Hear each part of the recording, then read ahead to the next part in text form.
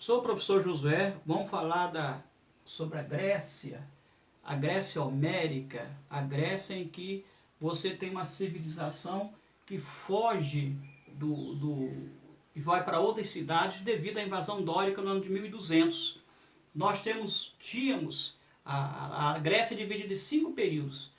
E nós vamos falar agora na segunda fase, que é a civilização homérica. Tivemos a civilização pré-homérica, ou civilização creto-micênica.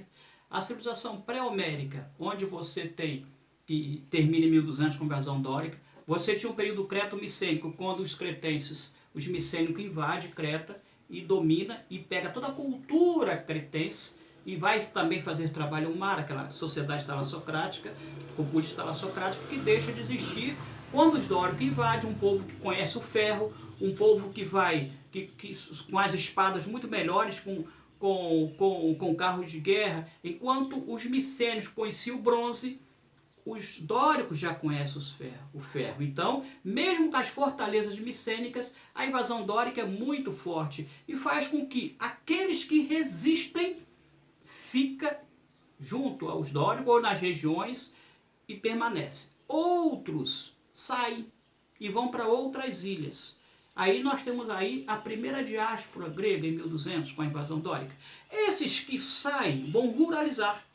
E Homero fala que esse período que sai, que é a segunda fase, é o período homérico, é o período agora homérico. Período pré-homérico e período homérico. E o período homérico ele caracteriza por uma civilização diferente da anterior. Agora o pátrio poder, aquele mais antigo, é que vai governar. Agora, como a civilização sai, você tem agora uma comunidade consanguínea, família social, do qual eles vão trabalhar dentro da sociedade consanguínea. O pater, que é o mais velho, será o chefe, que é o genus. Então você tem uma civilização gentílica. Esse período começa em 1200 e vai até 800. São 400 anos de trevas. Por que trevas? Historiadores falam que o período das trevas é igual à Idade Média, porque agora só tem oralidade. Você agora não tem mais a população que vive em palácios, que tem os teatros, que tem as cantorias, porque agora a população palaciana não existe mais. Agora é a população onde a produção é coletiva, onde você vai trabalhar com a terra. Então a característica muda. São famílias que vão viver completamente consanguinidade uma com a outra, do qual existe um chefe, o pátrio poder, o genus, que é o chefe dos genus. E qual é a função desse chefe dos genus? A função dele é política, a função dele é ritual religioso, a função dele é militar num período de guerra. Essa é a característica dessa população. E essa população vai ver da produção da terra.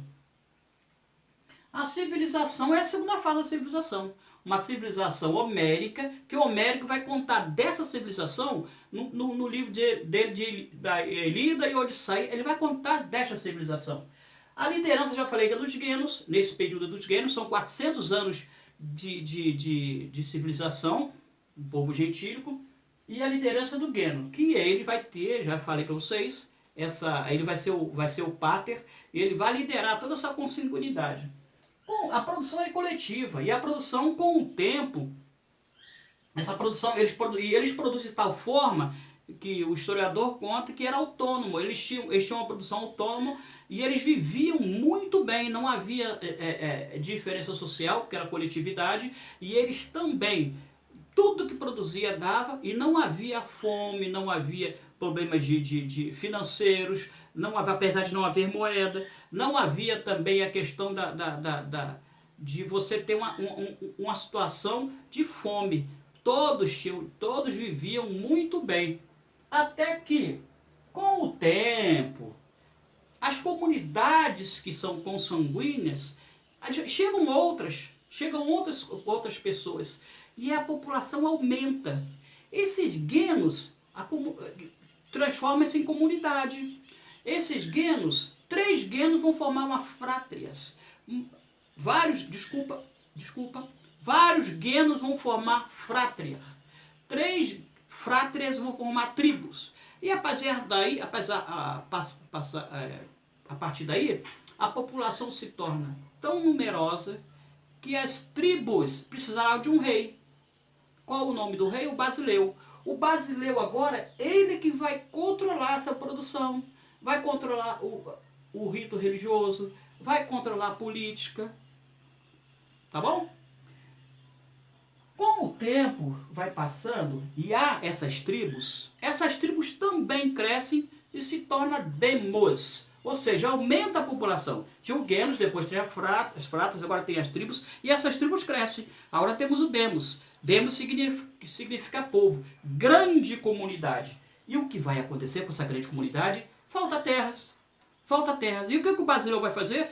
Tem necessidade agora. Agora não tem terra para todo mundo, porque muita gente se aproximou das ilhas, muita gente se aproximou dessas regiões, e a quantidade de gente é muito grande.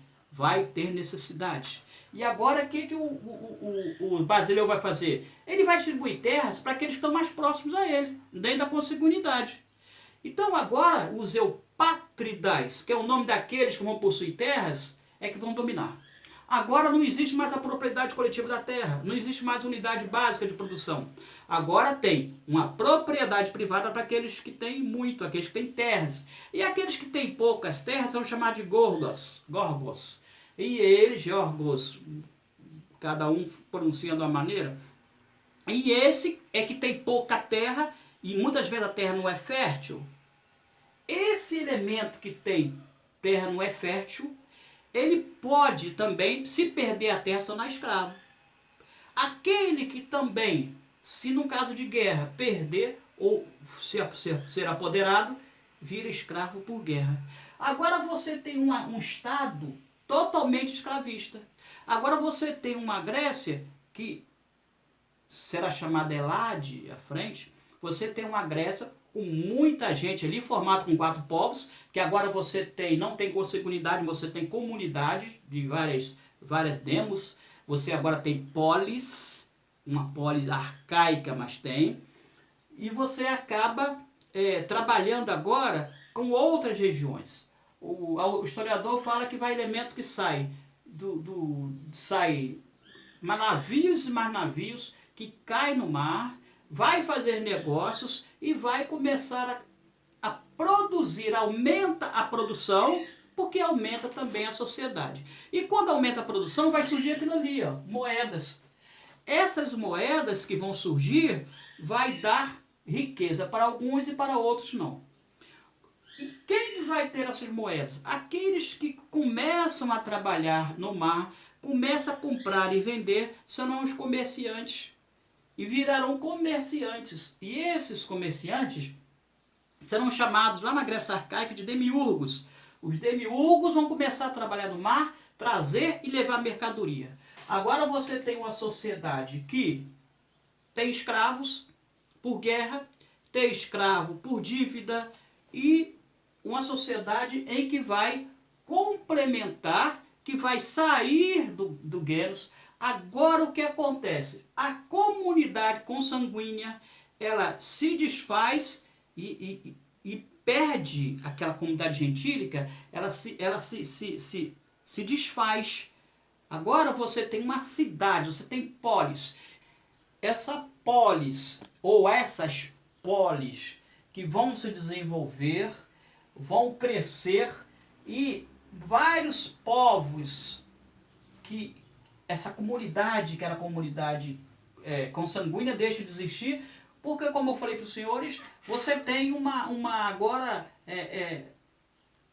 pessoas, uma quantidade enorme de pessoas entrando no mar, sai do mar, faz comércios, e agora você não tem só os eupátridas, você agora não tem só os eupátridas, não tem só os gorgos, você agora tem um comércio. Quando tem um grande número de pessoas,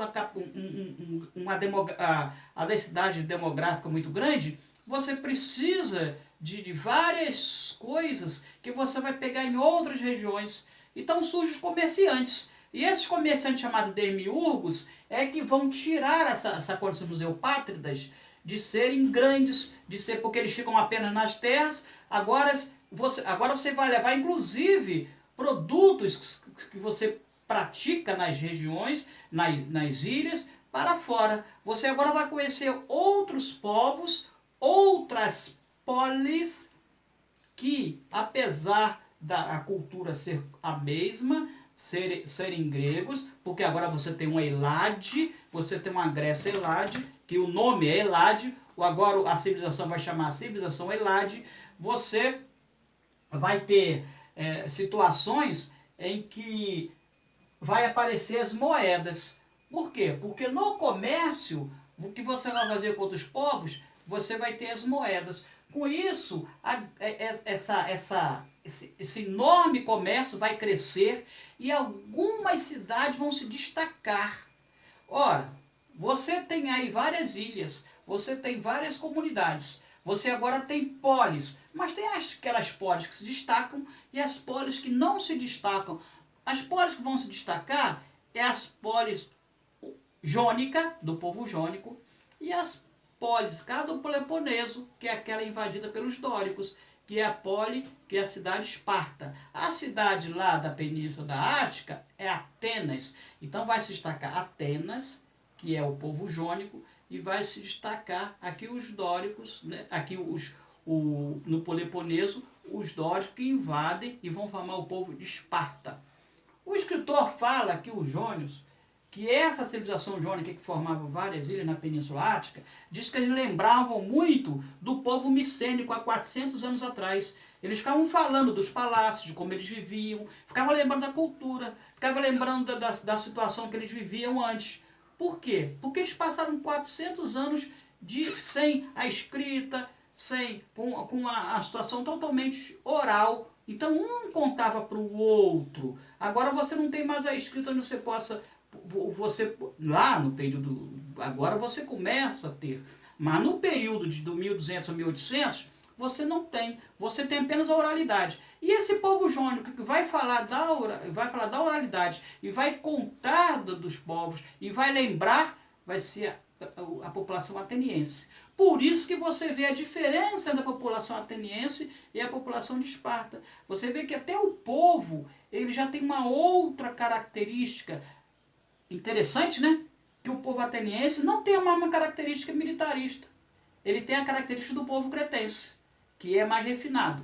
E a característica do povo de Esparta é a característica do povo dórico, aquele micênico que tinha fortaleza nos palácios, né? Que tinha fortaleza que era fechado, muros de 13 metros de altura por 8 de largura, toda aquela coisa que vai dar a mesma característica anterior. Tá bom? Então, vocês, por favor, dêem um likezinho aí. Vamos falar agora no período de 800 a 500 do povo da Grécia Arcaica, porque agora você tem uma Elade, e falando do 800 ao 500, nós viremos com outro vídeo, e espero que vocês acompanhem o nosso vídeo. Dê um like direitinho, se inscreva, tá bom?